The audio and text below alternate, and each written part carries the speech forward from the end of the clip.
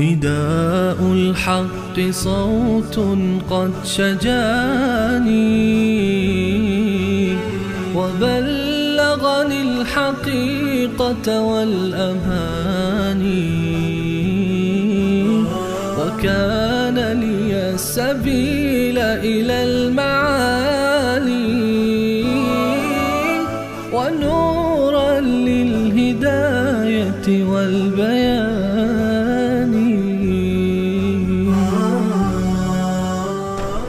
أعوذ بالله من الشيطان الرجيم.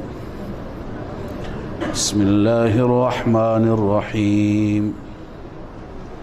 حميم والكتاب المبين إنا جعلناه قرآنا عربيا لعلكم تعقلون وإنه في أم الكتاب لدينا لعلي حكيم.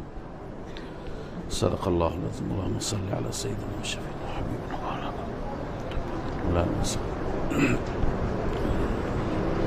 ربط سوره مبارکه زخرف را با سوره شورا عرض کردیم که در این سوره اشکال دیگر از اشکالاتی که بر مدعای سوره مبارکه حامیم مؤمن بود جواب داده میشه و در این سوره تعدادی از دلایل عقلی و 4 تا دلیل نقلی که یکی اجمالی هست و 3 تا تفصیلی اونها بیان میشه. الله عز و جل ابتداءً سوگند یاد میکنند به کتاب مبین. حامیم والکتاب المبین. واو قسمیه هست. قسم به کتابی که روشن و واضح هست. جواب قسم چیه؟ بعضی گفتند که جواب قسم هست انک لرسول صادق. ای پیامبر قسم به این کتاب روشن و واضح که شما رسول و فرستاده صادق خدای عزوجل هستید. شما پیامبر صادق الله تعالی هستید. اما بعضی دیگر معتقدند که جواب قسم در ادامه هست. انا جعلناه قرآنا عربیا لعلكم تعقلون. یعنی قسم به قرآن، قسم به این کتاب مبین که همانا ما این را قرار دادیم قرآنی به زبان عربی. لعلكم تعقلون، شاید شما به عقل و خرد بیایید، شاید شما درک کنید. البته در این صورت اشکالی وارد میشه که چطور خدای عزوجل قسم به قرآن ذکر کردند و حلف خوردند و سوگند خوردند به قرآن بر حقانیت خود قرآن. قسم به قرآن که این قرآن به زبان عربی هست. این اشکالی هست. انسان برای اینکه این قرآن تعقل هست، قرآن تدبر هست، کتاب خداست، باید دلیل دیگر ذکر بکند، باید شاهد دیگر و گواه دیگر را ذکر بفرماید، نه اینکه از خود قرآن مجید. جواب دادند که در واقع این از اون نوعش هست که دلیل روشنتر و دلیل واضحتر برای اینکه این کتاب خداست از خود این قرآن دلیل روشنتر وجود ندارد. این مثل این میماند که در فارسی معروف است آفتاب آمد، دلیل آفتاب. من برای شما ادعا میکنم که خورشید طلوع کرده، آفتاب بالا زده، شما میگه به چه دلیل؟ من میگم به خود آفتاب نگاه کن. یعنی هیچ دلیلی از خود آفتاب بالاتر نیست.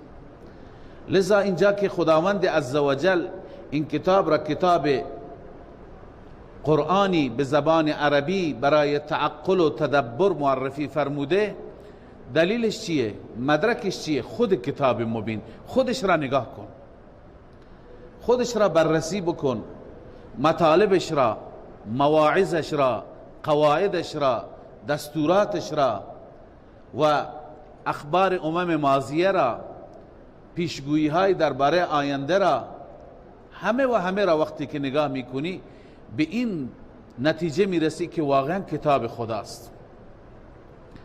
و ما این را قرآنی به زبان عربی قرار دادیم شاید شما تعقل کنید، بفهمید و درک کنید. و انه فی ام الكتاب لدینا لعلی حکیم. بقیه اوصاف قرآن الله می فرماید این کتاب در ام الکتاب یعنی در لوح محفوظ نزد ما لعلی حکیم. علی و حکیم است. علی یعنی دارای منزلتی بلند و حکیم مملو از حکمت. در لوح محفوظ این کتاب جایگاهش بسیار رفیع است و مملو از حکمت. هر چی که علم الهی است در لوح محفوظ است. و بعضی گفتن نه، این معنیش اینه که این قرآن در لوح محفوظ نامش علی و حکیم است، یعنی بلند مرتبه و پر از حکمت. افنضرب عنكم الذکر صفحا ان کنتم قوما مسرفین. حال الله عزوجل پاسخ میده به بعضی از اشکالاتی که مشرکین مطرح میکردند، دشمنان مطرح میکردند. اونها عمده اشکالشون این بود که چرا این قرآن بر رسول مکرم صلی الله علیه و سلم نازل شده. از این حسادت داشتند، از این ناراحت بودند. الله تعالی می فرماید ای پیامبر افنضرب عنکم الذکر صفحا، آیا ما برگردانیم از شما ضربه وقتی که با صله عن بیاید هم به معنی اعراض میشه. آیا ما برگردانیم از شما قرآن را؟ صفحا مفعول مطلق نضربه هست. برگردانیم، برگرداندنی، به خاطر اینکه ان کنتم قوما مسرفین. خطاب در واقع مشرکین را هست که شما از نزول قرآن ناراحتید، از فرود آمدن قرآن ناراحتید. آیا ما قرآن را از شما برگردانیم به خاطر اینکه شما قوم مسرف هستید، قوم مشرک هستید، قوم متجاوز هستید، الاسراف الاشراک؟ نه خیر، ما کتاب خودمون را بر شما نازل میکنیم علی رغم نارضایتی شما، علی رغم اینکه شما دوست ندارید، ما این کتاب مقدس را میفرستیم، چنانچه در پیشینیان ما فرستادیم. الله میفرماید و کم ارسلنا من نبی فی الاولین. چقدر از انبیا را ما فرستادیم در میان اقوام گذشته، در میان اولین. هر پیامبری که آمد همان گونه که شما این پیامبر ما را مورد استهزاء و تمسخر قرار دادید، شما مشرکین مکه بد برخورد کردید، هر پیامبری که آمد باش همین گونه برخورد شد. الله می فرماید و ما یأتیهم من نبی الا کانوا به یستهزئون. هیچ نبی برای آنان نمی آمد، هیچ پیامبری برایشان مبعوث نمی شد الا کانوا به یستهزئون، مگر نسبت به اون پیغمبر اونها تمسخر می کردند. هر پیامبری می آمد استهزا می کردند. پس این استهزا چیز جدیدی نیست. اما نتیجه استهزا چی شد؟ نتیجه مسخره چی شد؟ فاهلکنا اشد منهم بطشا. الله می فرماد ما هلاک کردیم آنانی را که سختتر بودند از اینها، اونایی که از این مشرکین مکه قویتر بودند. بطشن یعنی از نظر قدرت، از نظر توان، از نظر نیروی جسمی اونها قویتر بودند، لذا ما اونها را مؤاخذه کردیم. برای شما مشرکین مکه هم پروایی نداریم. و مضى مثل الاولین، و گذشته احوال گذشتگان، یعنی احوال گذشتگان را خوندید. قوم عاد و ثمود، قوم فرعون و قوم لوط، شما خواندید که با چه گرفتاری با چه عذابی اونها گرفتار شدند.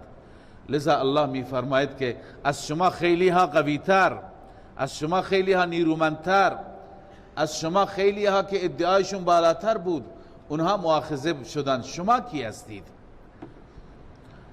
حال بعد از این که الله عزوجل تهدید فرمود، تخویف فرمود، تخویف دنیوی، که کسانی که مثل شما بودند اونها را ما مؤاخذه کردیم، شما هم باید بترسید، شما هم باید بیم داشته باشید.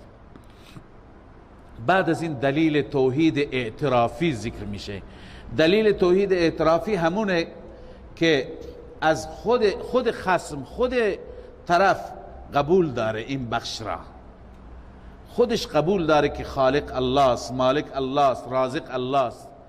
خداوند از این بخش استدلال میگیره، استنباط میکنه وقتی که خالق الله است چرا خدا را اله قرار نمیدید؟ چرا خدا را معبود یگانه قرار نمیدهید؟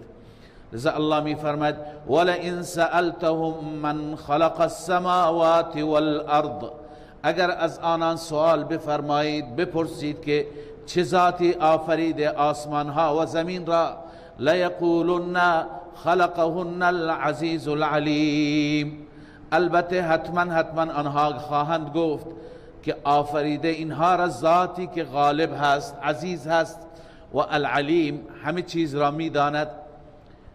الله عزوجل در ادامه تنویر می فرماید. این قولی که قول خود مشرکین است، این را خدای عزوجل توضیح بیشتری میده.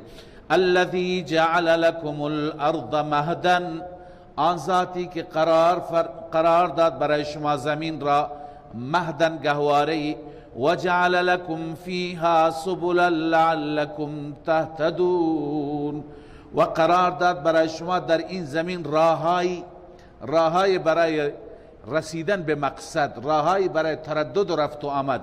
لعلكم تهتدون، شاید که شما هدایت بشه به این معنی که راه بیابید، به مقصد برسید، به اون جایی که هدف شماست برسید. اگر همهش کوها بود، اگر همهش مسیر صعب العبور بود، هیچ کسی نمیتونست به مقصد خودش برسد. پس الله است که این نعمتهای سفلی را برای شما فراهم آورد و همچنین بعد از این نعمتهای علوی و بالایی. والذی نزل من السماء ماء، آن ذاتی که فرود آورد، نازل کرد از آسمان آب، بقدر، به اندازه. خداوند از آسمان به اندازه آب نازل فرمود، به اندازه نیاز شما. اگر بیشتر، گاهی الله عزوجل گوشمالی های اگر میخواد بده، یا از نیاز بیشتر میده یا از نیاز کمتر میده. اگر از نیاز بیشتر بده، تبدیل به سیل و طوفان و تخریب و عرض کنم تخریب خانه ها و هلاکت دام ها و انسان ها میشه. وقتی که از حد نیاز بیشتر بیاد، اگر از حد نیاز کمتر بیاد، تبدیل به قحط و گرسنگی و دربدری میشه. پس الله عزوجل به اندازه نیاز میده. بالخصوص بلادی و مناطقی که طبیعت اون بلاد طوری هست که اون بلاد واقعا همیشه نیاز به آب آسمان دارد، همیشه نیاز به آب باران دارد. لذا الله عزوجل اونجا هم به قدر میده، به اندازه میده. در بسیاری از بلاد هست که شما اگر بررسی بفرمایید و این مطلب را دقیق نگاه بکنید، الله عزوجل فقط در همون موسم بارش، اون موسمی که باید باران بیاد و برف بیاد، در اون زمان هم باران میده هم برف میده. برف ها انباشته میشه، برف ها روی هم قرار میگیرد و بهمن های بزرگ درست میشه. برف کوها، این دره ها پر از برف میشه. تا 3 ماه برف میاد، تا 2 ماه برف میاد، تا 4 ماه بلادی که سرد هستن. بعد از اون تابستان میشه، فصل گرما میشه، فصل های دیگه میاد. لذا الله عزوجل بر اساس نیاز این انسان ها، به اندازه نیاز همین برف ها را خداوند کم کم چی میکنه؟ ذوب میکنه.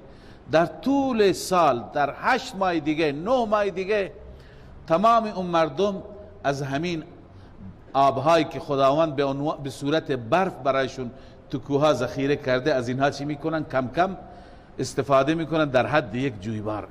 این یک برنامه خاصی است. حضرت مفتی محمد تقی حفظه الله میفرمود زمانی که به یک جلسه در یکی از کشورهای آسیای میانه رفته بود و نوشته بود تو سفرنامهش که من وقتی که از هواپیما به این کوها نگاه کردم و این برف ها را دیدم که این برف ها به اندازه کوها هستند و چقدر روی هم انباشته هستند، با خودم فکر کردم که خداوند برای تمام سال این مردم الان برایشون آب جمع کرده و بعداً به قدر، به اندازه کم کم برای اونها ذوب میکنه و به حسب نیازشون برایشون میفرسته. اونجا میفرماید که این آیه تداعی شد و این آیه به ذهنم آمد که والذی نزل من السماء بقدر. واقعا اون ذاتی هست که از آسمان آب نازل میفرماید به اندازه که نیاز انسان هاست. عرض کردم اگر از اندازه بیشتر باشد سیل میشه، طوفان میشه، آب بردی میشه، همه چیز در هم بر هم میشه، تخریب میشه. پس اینها همه در واقع نعمت الله هستند که انسانها کمتر به این نعمت ها فکر میکنند. لذا الله میفرماید فانشرنا به بلدتا میتا، ما زنده کردیم به وسیله همین آبها شهر مرده ای را، شهر مرده ای و سرزمین مرده ای که از بین رفته بود، خشک شده بود، به وسیله همین آبها ما زنده کردیم. حال هر وقتی که چنین استدلالی در باب توحید ذکر میشه، الله عزوجل فوراً استدلال و استنباط بر اثبات قیامت هم میفرماید. کذالک تخرجون، این جمله معترضه هست، بحث قیامت نبود، ولی در وسط الله عزوجل این جمله را از این جمله هم استفاده فرمودند. کذالک تخرجون، ای انسان ها، همین گونه شما هم تخرجون از قبرها بیرون کرده میشوید. یعنی وقتی که شما بمیرید و داخل قبر قرار بگیرید، شما میگید که مرده چطور زنده میشه؟ ببینید زمین مرده را خدا چطور زنده کرد، انسان مرده را همین طور زنده میکنه. کذالک تخرجون، همین گونه شما بیرون کرده میشید، زنده کرده میشید و از قبرها بیرون بیایید. والذی خلق الازواج، الله میفرماید الله آن ذاتی است که انواع را آفرید. خلق الازواج کلها، ازواج را همه را. ازواج منظور مرد و زن نیست، نر و ماده نیست، بلکه مراد از ازواج انواع مختلف است. در هر چیزی خداوند جفت آفریده. مثلا حضرت عبدالله ابن عباس رضی الله تعالی عنه میفرماید که سیاهی و سفیدی، شیرینی و تلخی، اینا تمام ازواج هستند، نر ماده. لذا میفرماید قال ابن عباس الازواج الضروب والانواع. ازواج یعنی چه؟ ضروب و انواع، اقسام. کالحلو والحامض، مثل شیرینی و ترشی.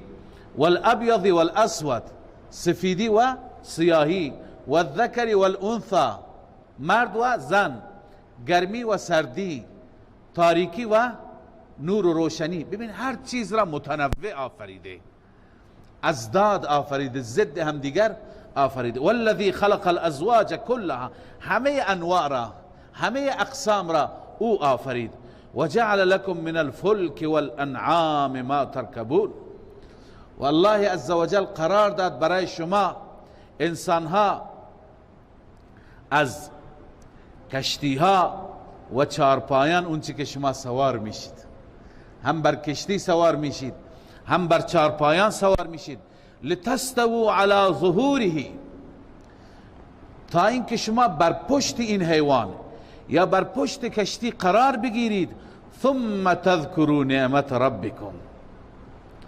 الله عزوجل از انسان انتظار دارد که انسان هرگاهی که از نعمت خدای عزوجل استفاده می کند چندین نوع شکر داشته باشد.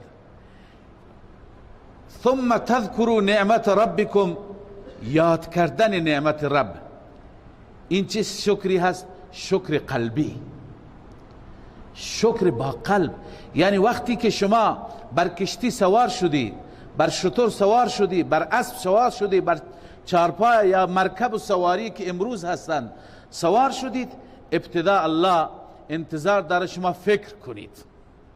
ثم تذکروا نعمت ربکم اذا استویتم علیه، سپس یاد کنید نعمت رب را وقتی که بر اون قرار گرفتید، وقتی که بر اون مستوی شدید و بر اون راست قرار گرفتید. و تقولوا، و بگویید. این شکر لسانی است. اون شکر قلبی بود، این شکر زبانی هست. چه بگویید؟ سبحان الذي سخر لنا هذا وما كنا له مقرنين وإنا إلى ربنا لمنقلبون. الله انتظار داره اول با قلب تشکر کنید، سپس با زبان تشکر کنید.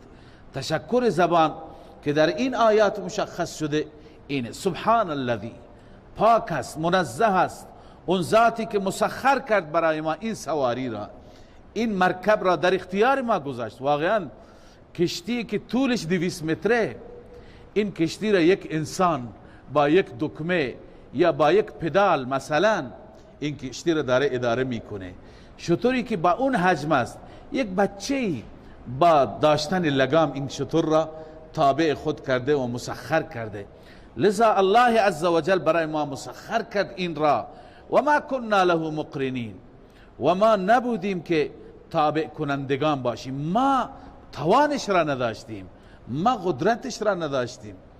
قبلا عرض کردم خدمت شما که الله عزوجل که به حیوانات عقل نداده، این خودش یک نعمتی برای ماست که اگر اونها عقل داشتن، درک داشتن، شعور داشتن، هیچ وقت تابع ما نمی شدند، هیچ وقت به ما سواری نمی دادند، هیچ وقت بارهای ما را از تکوها نمی بردند، هیچ وقت نمی غلطیدن تا ما اونها را بکشیم و از گوشتشون استفاده بکنیم. اون وقت اونها بر علیه ما برنامه ریزی می کردن. لذا اینها را که خداوند به این شکل قرار داد، الله تعالی برای شما مسخر کرد. آیا نمی طلبد که شما انسانها شکر بکنید، هم قلبا شکر بکنید و هم زبانا شکر بکنید؟ و انا الی ربنا لمنقلبون. نعمت خدا را یاد کن در دنیا و همچنین یاد کن که ما در آخرت هم به سوی رب برمیگردیم. و انا الی ربنا لمنقلبون. همانا ما به سوی ربمان، به سوی پروردگارمان لمنقلبون، منقلب میشیم، یعنی برمیگردیم، رجوع میکنیم، اونجا در محضرش حاضر میشیم و پاسخگوی نعمتهاش میشیم. و جعلوا له من عباده جزءا. باز هم سرزنش، توبیخ. خداوند این نعمتها را یاد فرمود، هم نعمتهای آسمانی، هم نعمتهای زمینی، هم نعمتهای انفسی، همه نعمتها. این همه نوع نعمتها برای شما انسان می طلبد که شما انسانها شکرگزار باشید، تشکر بکنید و در عبادت، در ذات و صفات کسی را با خدا شریک نگیرید. اما اینجا گلایه هست از اون انسانهایی که با وجود اینکه این همه نعمت رب را استفاده می کنند، باز هم از عباد خدا، از بندگان خدا برای خدا شریک گرفتند. و جعلوا له من عباده جزءا. و قرار دادن برای الله از بندگانش جزءا، جزئی از بندگانش. بعضی گفتن جزءا یعنی ولدا نائبا، فرزندی برای خدا، نائبی برای خدا قرار دادن. به جای اینکه بنده را بنده بداند، بنده را خدا میداند. عیسی را ابن الله میگوید، عزیر را فرزند خدا، یا فرشتگان را دختران خدا، یا بقیه اولیاء را، انبیاء را، ائمه را، اینها را بخشی از اختیارات خدا را به اینها می سپارد. میگه نائبان خدا هستند، از اونها استمداد کنید، از اونها بطلبید. الله روی این بر انسان عصبانی هست و سرزنش می کند که وجعلوا له من عباده جزءا، برای خدا قرار دادن از بندگان خدا جزئی، فرزندی، نائبی. ان الانسان لکفور مبین، بدون شک انسان ناسپاس است، ناشاکر است. چقدر ناشاکری. یا ایها الانسان ما غرک بربک الکریم، ای انسان در رابطه با این رب کریم چه چیزی تو را فریب داده که نعمت او را استفاده میکنی، نان او را میخوری، به اصطلاح روی زمین او زندگی میکنی، اون چی که او داده استفاده میکنی، اما ندا میکنی غیر او را، استمداد میکنی از غیر او، سجده و تعظیم میکنی برای غیر او. ان الانسان لکفور مبین، بدون شک انسان ناسپاس واضحی هست، روشنی هست، ناسپاسیش آشکارا هست. بعد از اون الله عزوجل این زجر و این توبیخ را و این سرزنش را ادامه میدهد با ذکر نمونه هایی. مثلا از اون نمونه ها: ام اتخذ مما یخلق بنات و اصفاکم بالبنین. مشرکین مکه همونطوری که قبلا عرض کردم فرشتگان را دختران خدا می گفتند، بنات الله. این مطلب را هم قبلا هم تأکید کردم که مشرکین فقط بت عبادت نمی کردند، بلکه اونها اولا بتها را که پرستش می کردند به زعم خودشون این بتها را نمادی از انبیا و اولیاء می دانستند و همچنین فرشتگان را عبادت می کردند.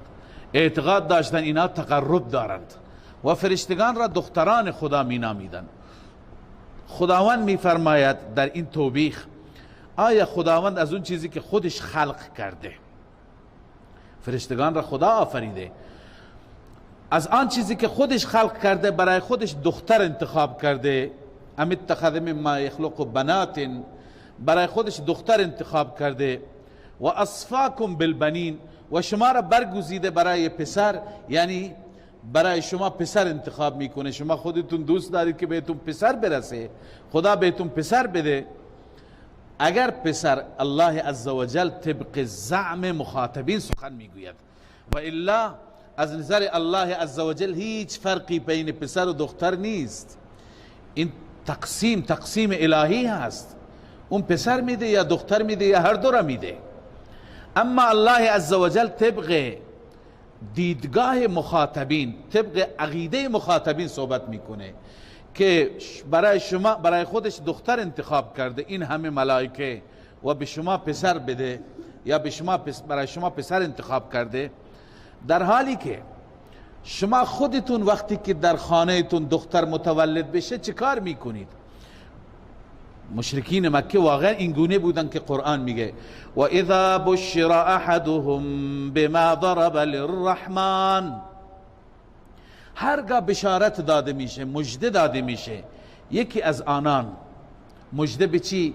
بما ضرب للرحمن مثلا به معنی صفت هست یا به معنی شبه هست. مژده داده بشه به آنچه که برای رحمان صفت بیان میکند. اونها برای رحمان چی صفت بیان میکردن؟ برای الله دختر، میگفته اینا دختران خدا هستند. یا شبهن، برای الله مشابه بیان میکند، چون فرزند انسان مشابه انسانه، از جزء انسان است. لذا اون چیزی که برای خدا اینها به عنوان صفت بیان میکنند، اگر برای خودشون در خانهشون متولد بشه، معنیش اینه که اگر زنشون دختر بزاید، ظل وجهه مسودا و هو کظیم، چهرهش سیاه میشه. ظل وجهه مسودا، از فرط ناراحتی، از بس که ناراحته. و هو کظیم، ای مملو غما، یعنی از درون پر از غمه، پر از اندوهه، پر از ناراحتیه، خیلی ناراحت میشه. خب برای خودت اینقدر ناراحت میشی که دختر خونت متولد شده، چرا برای خدا راحت میگی خدا دختر داره؟ عرض کردم بر اساس دیدگاه خود اونها.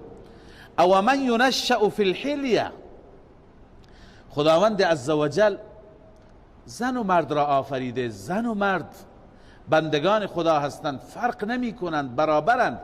اما الله عزوجل کمالاتی در مرد آفریده که در زن نیست.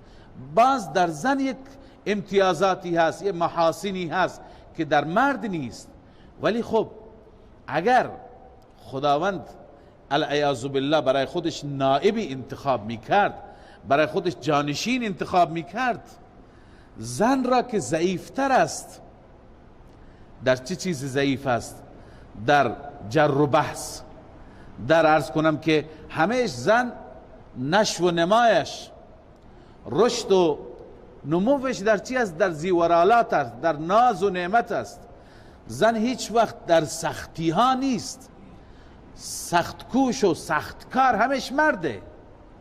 لذا الله می فرماد او من ینشأ فی الحلیه، آیا اون دختری، اون زنی که نشو و نمایش در زیورالات است، و هو فی الخصام غیر مبین، و اون در جر و بحث، در خصومت، در جدل کردن زیاد نمیتونه، غیر مبین یعنی واضح نیست. زن خوب نمیتونه استدلال بیاره، خوب نمیتونه دفاع بکنه، خوب نمیتونه بحث بکنه. یعنی از نظر استدلال، از نظر زبان، زن نسبت به مرد ضعیفتره. عموما عرض میکنم موارد استثنایی به جای خود، بعضی وقتها ماشاءالله زنها استدلالشون چنان قوی هست که یک زن حریف 10 تا مرد هم میشه. اما عموما اینطوره که زن در مقابل مرد از نظر استدلال قوی نیست، ضعیفتره. لذا الله عزوجل میفرماید این مخلوقی که الله عزوجل اون را چنان آفریده که نشو و نمایش در زیورالاته، در از همون ابتدا دوستیش، محبتش، علاقمندیش به زیورالات، به لباس خوبه، لباس نرم و ابریشمیه، به تزیین، به آرایش، و بیشتر علاقمندیش این بخش ها هست. مردها نه، مردها کار میکنند، زحمت میکشند، کارهای سنگین به عهده مردها است. و دیگه اینکه از نظر جر و بحث، از نظر استدلال زیاد توانایی نداره. این را شما برای خدا انتخاب کردید؟ عرض کردم بر اساس عقیده خود اونها الله سخن میگوید. و جعل الملائکة الذین، بعد بحث دوم، شما از کجا خبر دارید که ملائکه دخترند؟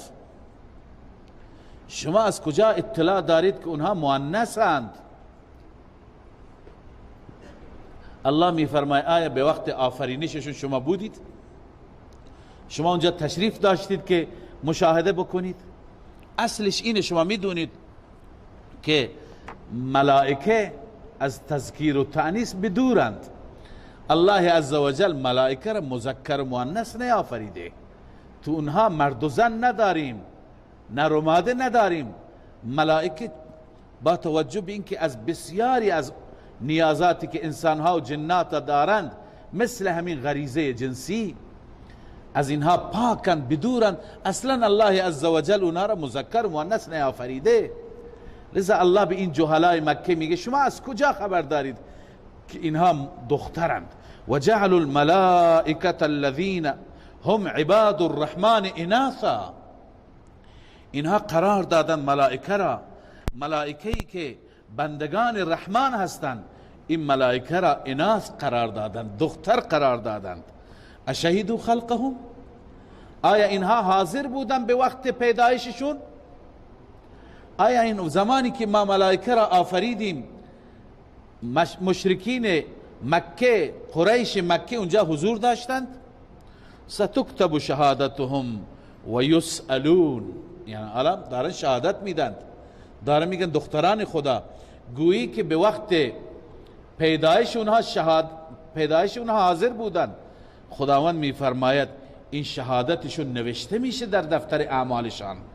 و یسألون، در روز قیامت از اونها سوال میشه که شما که گفتید دختران خدا، جواب بدید، ثابت کنید کجا دختران خدا هستند. خب و قالوا لو شاء الرحمن، یکی دیگر از یاوه‌گویی هایشان، زجر و سرزنش دیگر، توبیخ دیگر بر عملکرد شنیشان، اون اینه که الله می فرماید اینها همیشه وقتی که از نظر استدلال کم میارند، وقتی که نمیتونن جواب بدند، همه چیز را به مشیت الهی میبندند. میگن اگر خدا میخواست ما اینها را عبادت نمی کردیم، خدا خواسته که ما عبادت بکنیم. خیلی از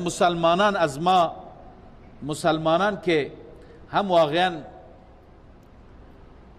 دنبال جهل هستن، واقعا جاهل هستن، اونها هم پاسخشون همینه. وقتی که بپرسید چرا این کار را کردی، میگه خدا خواست، اگر خدا نمیخواست من نمیکردم. چرا نماز نمیخونی، میگه خدا میخواد، اگر خدا بخواد میخوانم. یعنی چه؟ این که نشد جواب. الله عزوجل اینجا توبیخ میکند، سرزنش میفرماید این مشرکینی را که این جواب را میدند.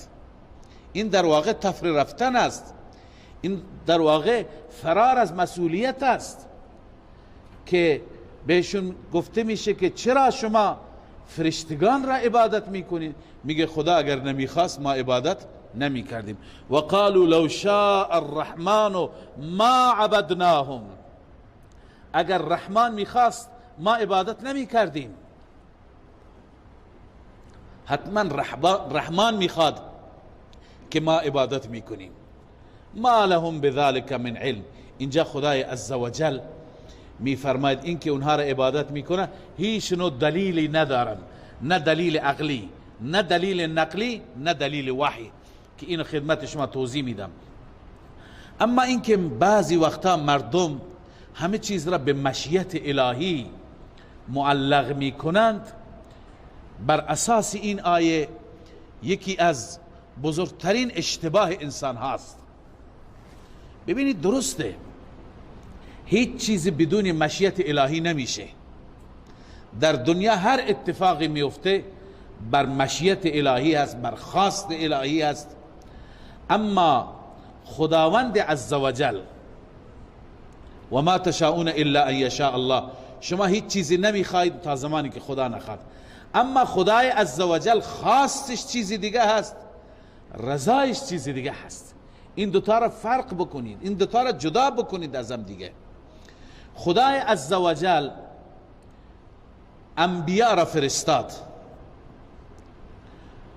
قبل از اینکه انبیاء را بفرستاد خداوند همه چیز را آفرید، هم خوبی ها را آفرید، هم زشتی ها را آفرید، هم خیر را آفرید، هم شر را آفرید، هم ایمان هم کفر. اینا همه خلق خدا هستند.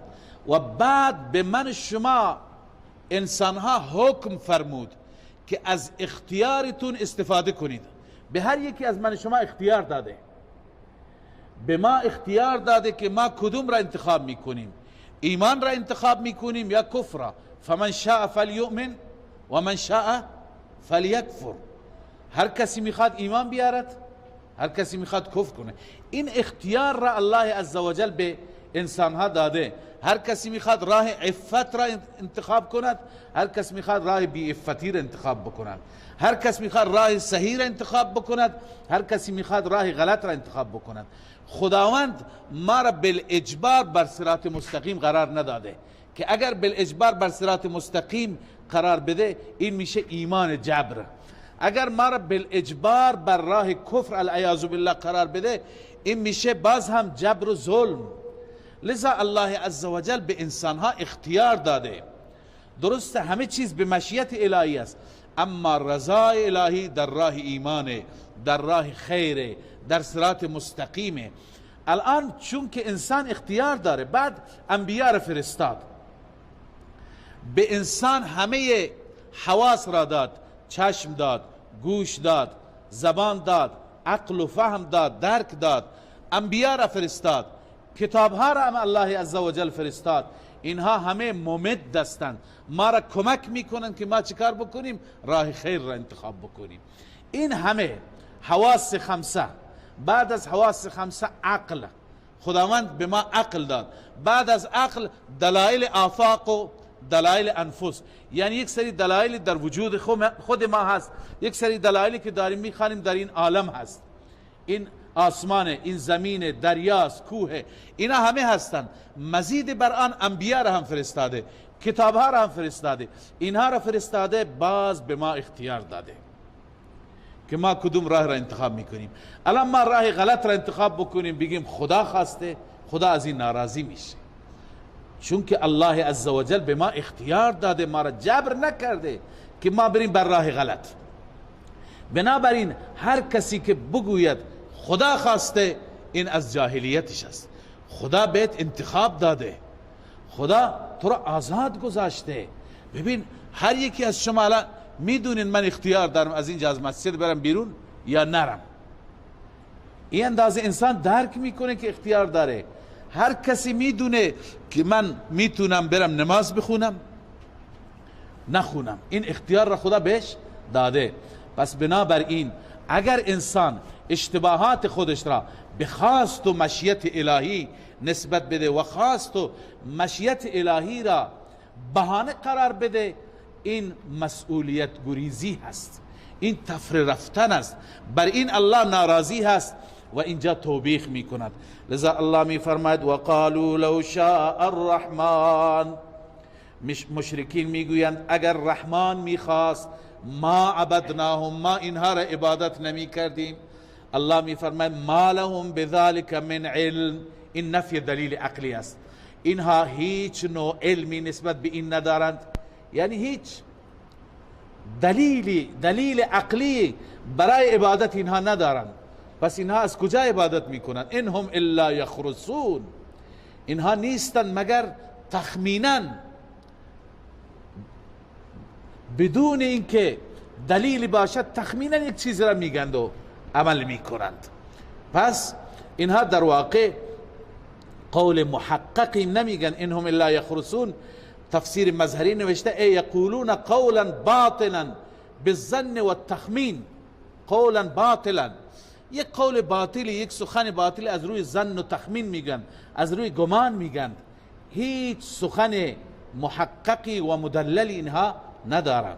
پس این نفی دلیل عقلی شد برای عبادت ملائکه. نفی دلیل نقلی، ام آتیناهم کتابا من قبله، آیا ما به اینها قبل از این قرآن کتاب دیگر دادیم؟ من قبله ای قبل از قرآن، فهم به مستمسکون، که اینها به اون کتاب مستمسک هستند، به اون کتاب چنگ زدند، اون کتاب را محکم گرفتند؟ خیر، اینها کتابی هم ندارند، یعنی دلیل نقلی ندارند. پس آیا خداوند به اینها گفته؟ یعنی دلیل وحی؟ الله می فرماید اون هم نیست. پس دلیل اینها چیه؟ تقلید کورکورانه از آبا و اجداد. الله می فرماید بل قالوا، بلکه اینها می گویند انا وجدنا آباءنا علی امت، همانا ما یافتیم پدرانمان را بر یک روشی. سبب زلالت اینها چیه؟ تقلید کورکورانه آبا. و انا علی آثارهم مهتدون، ما بر نشانات قدم های اونها هدایت یافتیم. یعنی هدایت ما در صورتی است که ما بر نقش قدم آبا و اجداد بریم. این هست دلیل اینها. پس معلوم میشه که دلیل وحی هم ندارند، دلیل نقل هم ندارند، دلیل عقل هم ندارند. و کذالک ما ارسلنا، این هم متعلق به همین است. الله عزوجل می فرماید این استدلال مال این قریش مکه نیست. همه جهلا، همه بیسوادها، همه نادانها در طول تاریخ استدلالشون همین بود که دین آبایی و اجدادی. الله میفرماید و کذالک ما ارسلنا من قبلک، همچنین ما نفرستادیم قبل از شما ای محمد صلی الله علیه و سلم، فی قریة من نذیر، در هیچ قریه هیچ نذیر و ترساننده هیچ پیامبری را الا قال مترفوها، مگر در پاسخ اون پیامبران گفتند انسانهای مرفه. همیشه کسانی که با پیامبران درگیر میشن، جر و بحث میکنند، انسانهای خوشگذران اون شهر هستند، انسانهای مرفه اون شهر هستند. الله میفرمه الا قال مترفوها، وقتی که مرفهین گفتند بقیه فقیر فقرا هم تابع اونها چی گفتند؟ انا وجدنا آباءنا على امت، ما یافتیم پدرانمون را بر یک روشی، و انا على آثارهم مقتدون، ما اقتدا می کنیم بر نشانات اقدام اونها، بر مسیر اونها ما می رویم، یعنی ما از اونها تقلید می کنیم، از اونها تبعیت می کنیم. اما جواب رسول چی بود؟ هر پیامبری که آمد پیامبران گفتند ای قوم، ای ملت، اگر من پیامبر روشی بهتر از روش شما، راهی راستر از راه شما بهتون نشان بدم، باز هم شما از پدرانتون تبعیت میکنید؟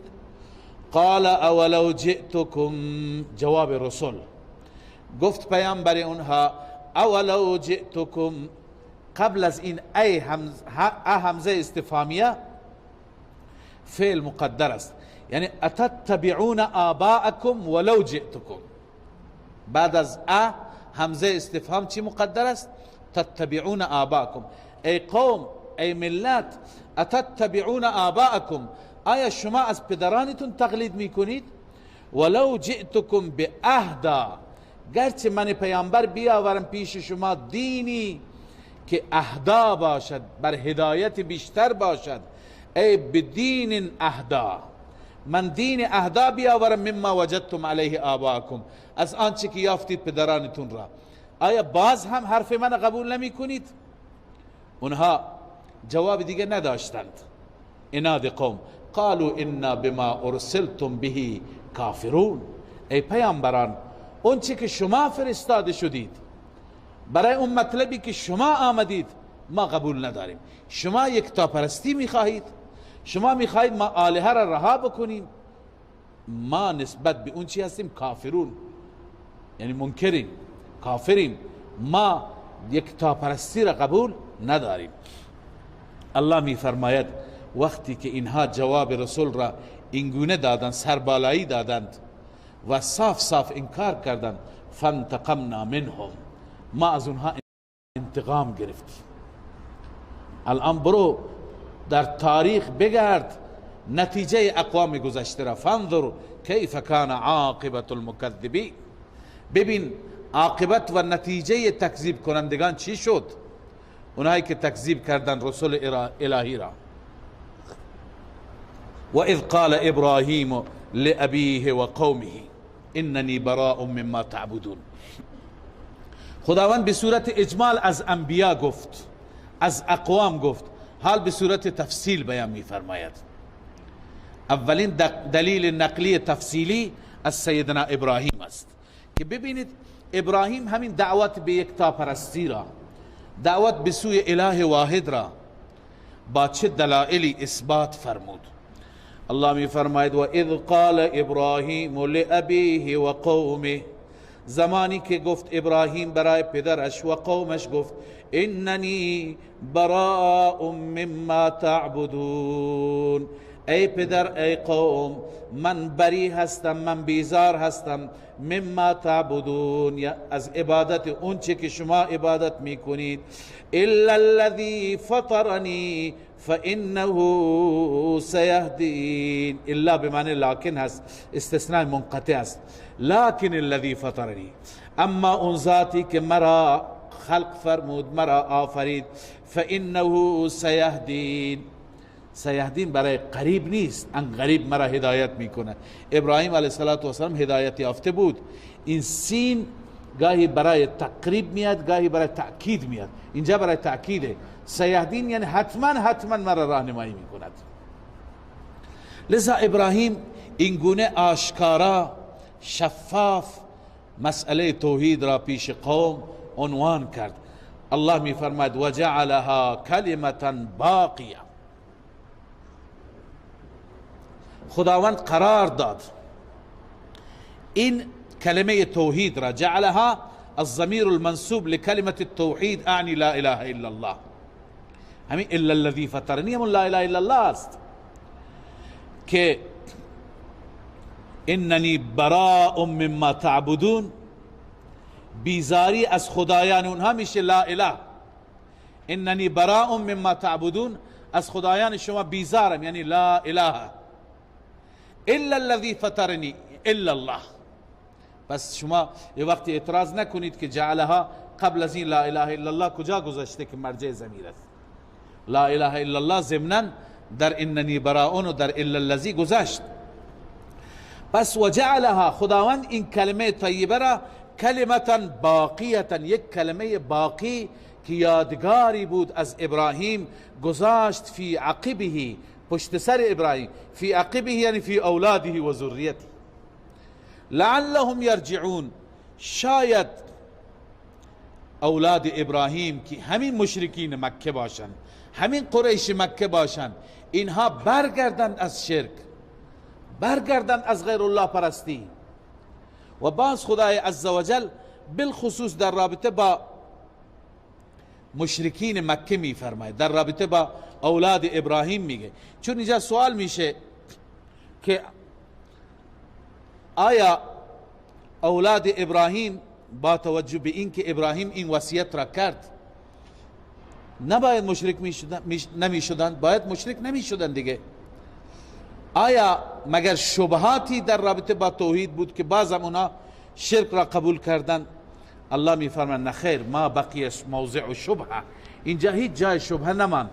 پس چه چیزی علت شد، چه چیزی باعث شد که فرزندان ابراهیم در حالی که پدرشون سیدنا ابراهیم علمبردار توحید بود، پرچمدار یکتاپرستی بود، چرا فرزندان ابراهیم رفتن به سوی غیر الله پرستی؟ مگر همین قریش مکه، مردم مکه از احفاد ابراهیم نبودند؟ از اولاد ابراهیم نبودند؟ چرا اینها غیر خدا را پرستش کردند؟ چرا اینها بت پرستش کردند؟ چرا فرشته پرستش کردند؟ چرا جنات را پرستش کردند؟ الله عزوجل پاسخ میده، جواب میده. الله میفرماید بل متعت هؤلاء و آباءهم، اون چیزی که باعث برگشتن از توحید شد چی بود؟ این بود که اینها در دنیا ما به اینها متاع دادیم، کالا دادیم، منظور مادیات را به اونها دادیم، مادیات اینها را گمراه کرد. بل متعت هؤلاء و آباءهم، بلکه ما استفاده و بهره‌گیری دادیم به اینها و پدرانشان، حتی جاءهم الحق، حتی که حق پیش اینها آمد. یعنی تا به حال زنده بودن تا اینکه حق آمد، یعنی قرآن آمد و رسول مبین، رسول آشکار، رسولی که همه چیز را ظاهر و آشکار بیان میکنه آمد. یعنی الله عزوجل میفرماد تا اینکه تو مبعوث شدی با کتاب حق ای محمد رسول الله. اما این بدبخت ها مردم مکه و قریش مکه چه انتقاداتی بر رسول الله کردند. ببینید انتقادات و اشکالاتشون را. ولما جاءهم الحق، زمانی که حق آمد، قالوا هذا سحر، ابتدا متهم کردن به جادو، العیاذ بالله، این جادو هست، و انا به کافرون، ما نسبت به این منکر هستیم، ما قبول نداریم. جادو گفتند کار رسول الله را، کتاب رسول الله را، قرآن پیامبر را. و بعد اشکال دیگریشون این بود، ببین خدا بهتر میدوند چه کسی لایق پیغمبری هست و چه کسی نیست. مشرکین مکه که عقل تو چشمهایشون بود، اونها بر این پندار بودند، بر این گمان بودند که هر که پول بیشتر داشت باید اون پیغمبر بشه. یا هر که سرداریش مقامش پستش بالاتره اون باید سردار بشه. لذا عمده اعتراضشون همین بود که چرا اگر بناس پیامبری داده بشه، اگر بناس که بعثتی صورت بگیره، چرا بر مردانی بزرگ مثل سردار مردان، مثل بزرگ مردان، مثل سرمایداران، چرا یکی از اونها پیامبر نشد؟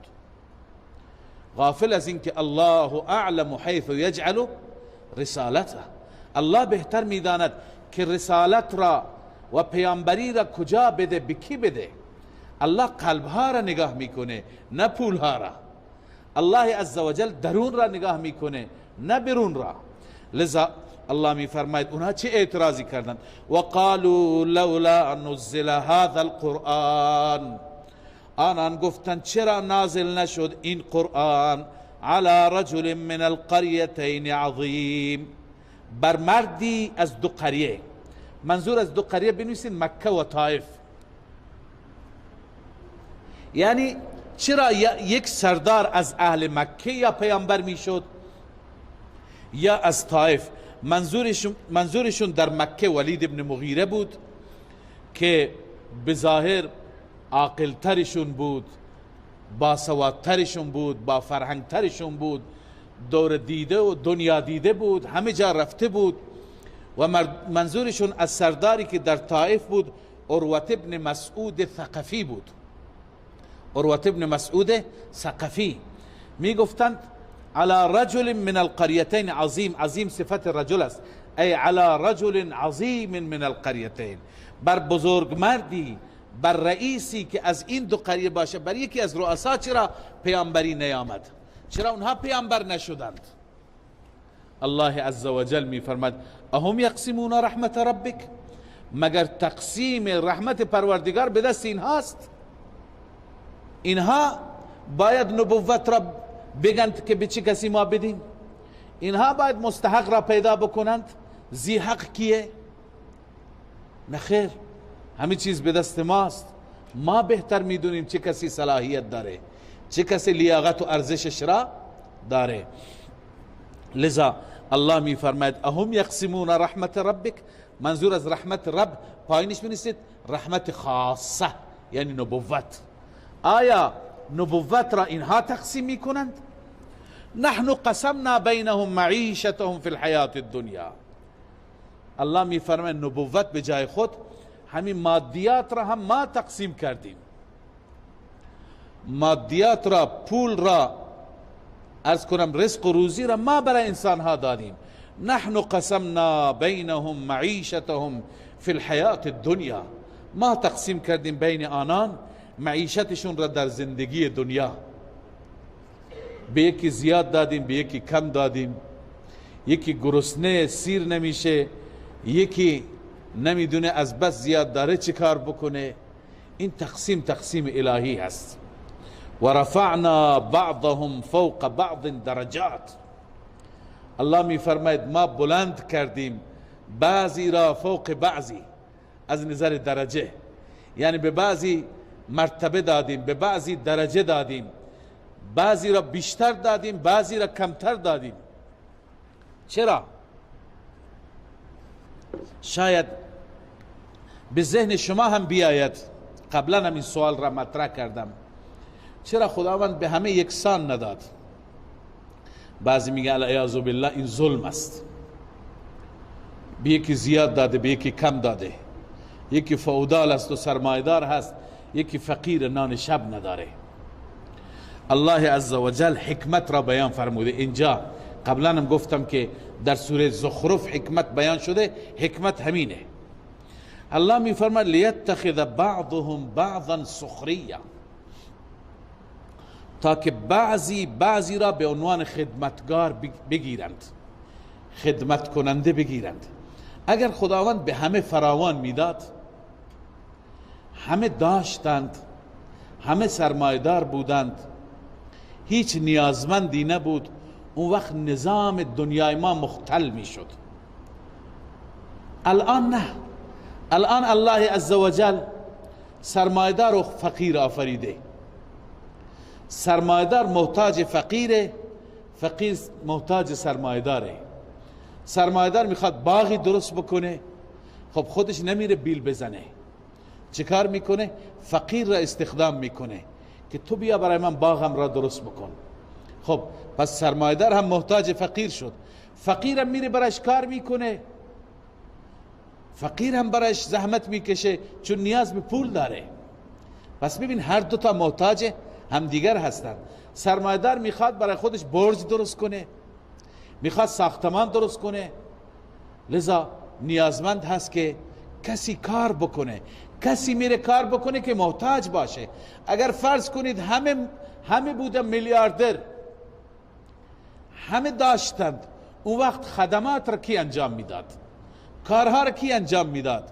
نظافت را کی انجام میداد؟ بقیه امور را کی انجام میداد؟ لذا الله عزوجل ما را طبقه بندی کرده تا در کارها هم چی باشیم؟ طبقه بندی بشیم. اگر همه داشتیم، اگر همه از کنم که میلیاردر بودیم، اون وقت باید از گرسنگی جان میدادیم. کی برای ما غذا درست میکرد؟ کی برای ما گوسفند پرورش میکرد؟ کی برای ما کشاورزی میکرد؟ کی برای ما گندم و برنج و اینا؟ چون همه سرمایدار بودند. به این خاطر الله عزوجل برای اصلاح نظام متفاوت آفریده. این حکمت و مصلحت الهی هست. متفاوت آفریده لیتخذ بعضهم بعضا سخریا، تاکه بعضی را به عنوان خادم و به عنوان خدمت بگیرن. اما و رحمت ربک خیر مما یجمعون. الله می فرماید ملاک برتری پول نیست، ملاک برتری سرمایه نیست، بلکه رحمت رب بهتر است از اونچه که مردم جمع میکنن. رحمت رب چیه؟ نبوت است. یعنی عروه ابن مسعود ثقفی چون سردار است، پولدار است، یا اینکه ولید ابن مغیره چون پول زیاد داره، مال زیاد داره؟ نه خیر، از این بابت بهتر نیست، بلکه بهتر اونی هست که رحمت رب با او هست. محمد رسول الله صلی الله علیه و سلم سید اولین و آخرین، این بهتر است. و رحمت ربک خیر مما یجمعون. حال برای تکمیل جواب خداوند یک مثالی بیان می فرماید. سبحان الله، عجیبه، حقیقت دنیا جلو چشمای ما میاد. الله عزوجل می فرماید برای بی ارزش بودن دنیا، شما میگید ولید ابن مغیره ارزشمند چون پول داره، عروه ابن مسعود ثقفی باید پیامبر بشه چون پول داره. الله می فرماید ارزش پول نزد من اینه که ولولا ان یکون الناس امه واحده، اگر بیم این نبود، اگر خطر این نبود که همه مردم امت واحده میشن، یعنی همه مردم کافر میشند، این خطر بود. اگر ما این کار را می کردیم همه مردم کافر می شدن، فکر می کردن حتما مسیر کفر و راه کفر راه درستی هست، و الا ما این کار را می کردیم. چه کاری؟ لجعلنا لمن یکفر بالرحمن، ما قرار می دادیم برای اون انسانی که نسبت به رحمان کفر می کند، یعنی نسبت به خدا کفر می کند، ما برای او قرار می دادیم لبیوتهم سقفا من فضه، خانه های اونها سقفی از نقره، و معارج، و پله هایی که علیها یظهرون، این پله ها هم از نقره بودند و بر اونها بالا می رفتند. یعنی خداوند می فرماید ما به کفار خونه های طلایی و نقره‌ای می دادیم، سقفشون از نقره، از کنم پلکان هم از نقره که بر اونها می رفتند. ولبیوتهم و ابوابا و سرورا، و همچنین خانه هایشون درهای نقره‌ای و سرورا تخت خواب های نقره‌ای که علیها یتکئون، بر اونها تکیه می دادند. و زخرفا ای نعطیهم زخرفا، و همچنین بهشون طلا می دادیم، یعنی خانه های طلایی، خانه های نقره‌ای. ولی ما اگر بدهیم به کفار همه چیز داشته باشند، اون وقت مسلمان غریب فکر میکرد که حتما راه کفر راه درستیه که این همه ناز و نعمت دارن همه میرفتن کافر میشدن. پس این خطر بود، این بیم بود، به این خاطر ما کفار را ندادیم، و الا دنیا چنان پیش ما بی ارزش است که الله میخواستیم در دنیا به کفار اینقدر بدهیم. و این کل ذلك لما متاع الحیات الدنیا، الله میفرماید نیستند همه و همه مگر کالای زندگی دنیا هستند، کالای فریب دنیا هستند. این طلا، این نقره، این ساختمان، این تخت، این عرض کنم آپارتمان، اینها به چه درد میخورن؟ والآخرة عند ربک للمتقین، اون چیزی که نزد رب ارزش دارد، نزد رب بها دارد و اهمیت دارد، آخرت است. للمتقین، برای متقیان، برای کسانی که از الله میترسند. لذا در ادامه الله عزوجل برای کسانی که باز هم دنبال این مسائل هستند و از دین فاصله میگیرند، به خاطر مادیت، به خاطر دنیا، به خاطر متاع دنیا از دین فاصله میگیرند، الله عزوجل میفرماد این انسانها قرینشون، همراهشون، همرکابشون، رفیقشون شیطان است. الله میفرماید و من یعش عن ذکر الرحمن، هر کسی زندگی بکند چنان زندگی که غافل باشد از ذکر رحمان، یعنی از قرآن غافل باشد، از دستورات قرآن غافل باشد، از اوامر قرآنی غافل باشد، نقید له شیطانا، ما مسلط میکنیم برای او شیطانی، ما مسخر میکنیم برای او شیطانی، فهو له قرین، این شیطان همراه او هست، قرین او هست، همیشه همراهش هست، دوشا دوش اون هست. و این شیطان چیکار میکنه؟ مشغله شیاطین مگه چی هست؟ میزن انسان را؟ نه. و انهم لیصدونهم عن السبیل، همانا این شیاطین باز میدارند آنها را از راه صحیح، از راه الله باز میدارند. و یحسبون انهم مهتدون، انسان چنان گمراه میشه که فکر میکنن ما بر هدایتیم. از کجا چنین فکر میکنن؟ شیطان مغزشون را خراب کرده، شیطان فکرشون را خراب کرده، بر مسیر گمراهی افتخار میکنند و اهل دین را و صاحبان شریعت را مسخره میکنند. حتی اذا جاءنا، نتیجه اخروی، در آخرت اینها چه حالی دارند؟ اینهایی که در دنیا شیطان قرینشان هست. حتی اذا جاءنا، حتی وقتی که اینها پیش ما می آیند، به محضر ما حاضر می شوند، چنان ندامت و افسوس می خورند. قال یا لیت بینی و بینک بعد المشرقین، ای کاش بین من و بین تو ای شیطان بعد المشرقین، به اندازه دوری مشرق و مغرب بود. مشرق و مغرب چقدر از هم دور هستند. ای شیطان لعین، تو که مرا در دنیا گمراه کردی، کاش که من و تو به اندازه مشرق و مغرب از هم دیگه چی داشتیم؟ فاصله داشتیم. فبئس القرین، واقعا قرین بدی هست، همراه بدی هست شیطان. اما الله عزوجل می فرماید ولن ینفعکم اليوم، امروز برای شما این تمنا فایده نمی بخشد. تو تمنا میکنی که از شیطان دور بودی، این تمنا به درد نمی خورد. در همون دنیا ازش فاصله می گرفتی، در همون دنیا ازش دور می شدی. ولن ینفعکم اليوم اذ ظلمتم، چون که شما ظلم کردی، این علت است. اذ ظلمتم بنیست علت، ظلمتم هم بنیست اشرکتم، چون که شما شرک کردید. لذا الان پشیمانی اینجا فایده نداره. انکم فی العذاب مشترکون، همانا شما در عذاب مشترک هستید. شما الان مشترکید، هم تابع هم متبوع، هم شیطان هم کسی که دنبال روی شیطان بوده. شما همه در عذاب مشترک هستید. افانت تسمع الصم، ببینید این مشرکین که این همه استدلالات برایشون بیان میشد، این همه دلایل برایشون بیان میشد، بازم اینها حالیشون نمیشد، اینا چیزی نمیفهمیدن. لذا الله عزوجل به پیامبرش میفرماید افانت تسمع الصم، ای حبیب آیا تو میتوانی بشنوانی این ناشنواها را، اینایی که کر هستند، او تهدی العمیه، یا میتوانی راهنمایی بکنی نابیناها را، و من کان فی ضلال مبین، اون کسی که در گمراهی آشکار است، در ضلالت آشکار است، اون میتونی که راهنمایی بکنی؟ نه خیر، کار خداست، کار شما نیست. نفی مختار کل، پیامبر حتی مختار کل هم نیست، مختار کل الله است.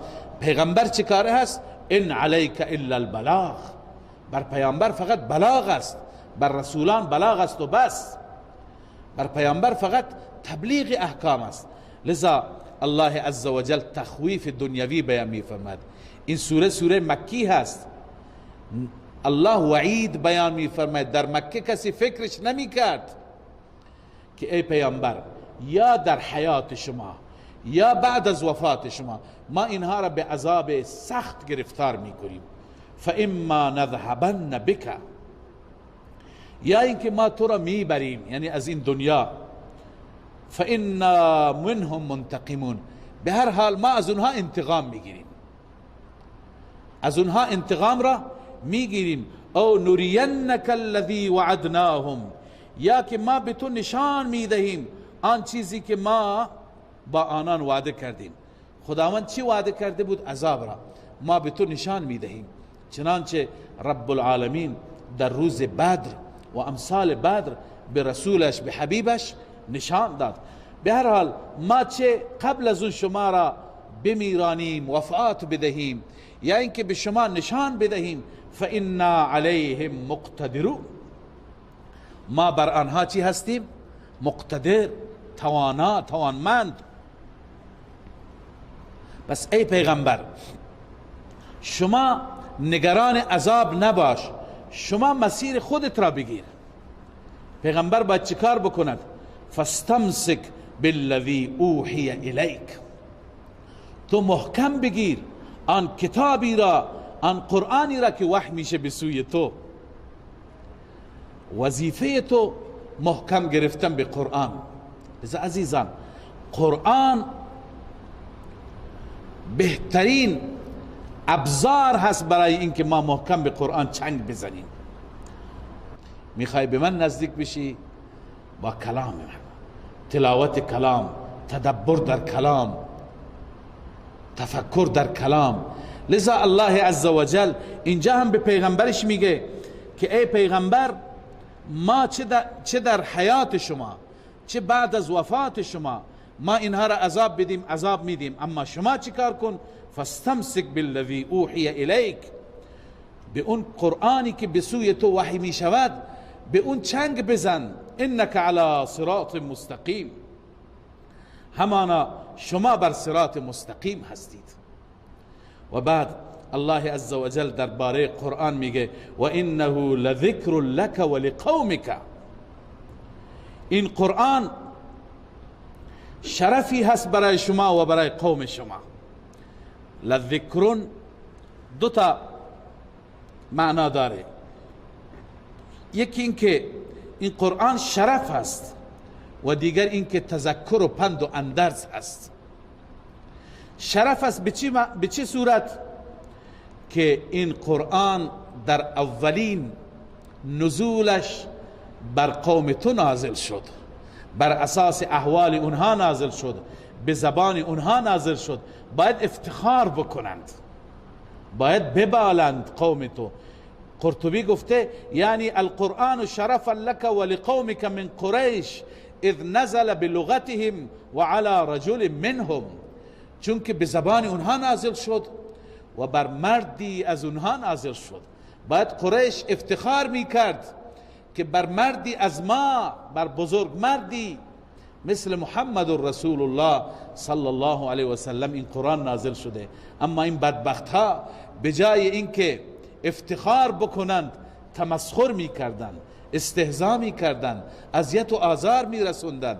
و انه لذکر لک ولقومک. اما حضرت حسن بصری رحمه الله میفرماید مراد از قوم اینجا قریش نیست، مراد از قوم امت رسول الله صلی الله علیه و سلم است. قال الحسن القوم به ها هنا امته. مراد از قوم امت است و مراد از ذکر پند و اندرز است.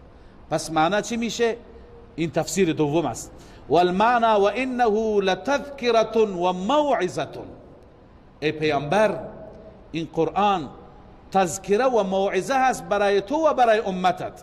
و انه لذکر لک ولقومک و سوف تسألون. آیه تکان دهنده ای هست. الله ما را از حقوق قرآن در مقابل حقوق واجبه قرآن ما را متعهد و موفق بگرداند. الله می فرماید و سوف تسألون، ان قریب از حقوق واجبه قرآن شما بازخواست میشید، سوال میشید که چه کسی نسبت به قرآن و نسبت به حقوق قرآن متعهد بوده و چه کسی کوتاهی داشته، چه کسی نسبت به تلاوت قرآن، نسبت به تدبر در قرآن، نسبت به عمل به قرآن، نسبت به نشر قرآن چه کسی تعهد داشته و چه کسی در این باب کوتاهی کرده. و سوف تسألون، ان قریب در این باب شما سوال میشید. الله عزوجل به همه ما توفیق بده که نسبت به حقوق قرآنی ما پایبند باشیم. الحمد لله رب العالمين والعاقبة للمتقين والصلاة والسلام على سيدنا وحبيبنا ومولانا محمد وعلى آله وصحبه أجمعين. ربنا اغفر لنا ذنوبنا وإسرافنا في أمرنا وثبت أقدامنا وانصرنا على القوم الكافرين. پروردگارا اله العالمین بر ما لطف بفرما، بر ما فضل و احسان بفرما و ما را نسبت به حقوق قرآن، نسبت به وظائفی که در مقابل قرآن داریم واقف و آشنا بگردان، متعهد و پایبند بگردان. مولا ما را فهم قرآن نصیب بفرما، درک قرآن نصیب بفرما و عمل به قرآن توفیق بفرما.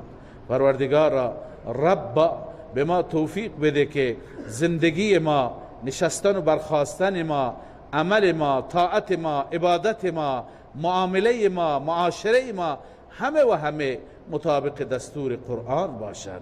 پروردگارا رب دنیا و آخرت ما را همراه با قرآن بگردان، در دنیا بر قرآن عامل باشیم و در قبر نوری برای ما باشد، ضیایی برای ما باشد، همان گونه که حبیب تو مژده داده.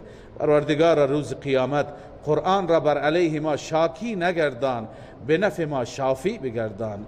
اله العالمین پروردگار بر ما لطف بفرما، بر ملت ما لطف بفرما، همه ما را به سوی قرآن رجوع عنایت بفرما، همه ما را عامل قرآن و قدردان قرآن بگردان. مشکلات ما را حل بفرما، مشکلات دینی و دنیوی را حل بفرما. به همه ما دین و ایمان نصیب بفرما، ایمان کامل، دنیای صالح، رزق حلال نصیب بفرما. مشکلات همه امت را، همه ملت را حل بفرما. گذشتگان ما را غریق رحمت بفرما، وسیله آزادی زندانیان فراهم بفرما. پروردگار هر کسی هر حاجتی دارد، هر مشکلی دارد، مولا تو مشکل کشایی، تو حاجت روایی، مشکلاتش را حل بفرما. خاتمه ما را با ایمان بگردان و آخرت ما را آباد بگردان. ربنا تقبل منا، ربنا تقبل منا إنك أنت السميع العليم وتب علينا إنك أنت التواب الرحيم. آمين آمين برحمتك يا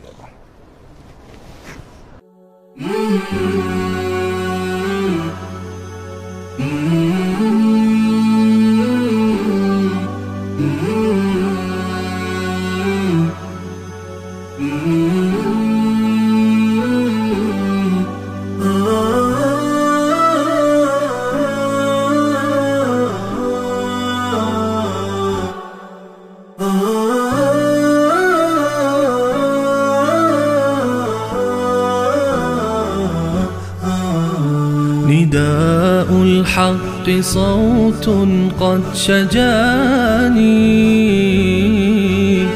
وبلغني الحقيقة والأماني وكان لي السبيل إلى المعالي ونورا للهداية والبيان